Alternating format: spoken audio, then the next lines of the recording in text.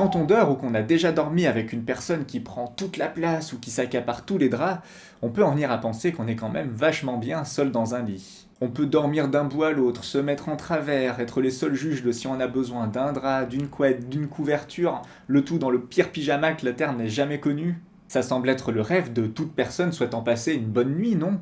Donc à partir de là, on pourrait émettre l'hypothèse que pour mieux dormir, mieux vaut dormir seul. Alors désolé, mais ce serait faire fausse route, car il y a des recherches sur la question, et notamment une récente publiée en 2022 par les presses universitaires d'Oxford, qui nous donne un résultat a priori contre-instinctif.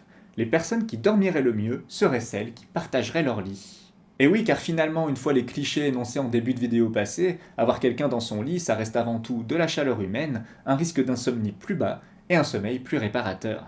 Si la personne est votre partenaire dans la vie, cela s'accompagne aussi d'effets positifs sur la dépression, l'anxiété ou le stress. Par contre, si c'est votre gosse, oubliez tout, hein, les stats sont catastrophiques. En tout cas, pensez-y la prochaine fois que la personne avec qui vous dormez vous poussera de plus en plus sur le bord. Sans elle, vous auriez certes tout le lit, mais surtout un grand vide. Peut-être qu'au fond, c'est parce qu'ils ont un sommeil de merde que les incels ont un cerveau en sous-régime. Pour le coup, on attendra plus de recherches pour étayer cette hypothèse, même si cette fois, j'ai un feeling.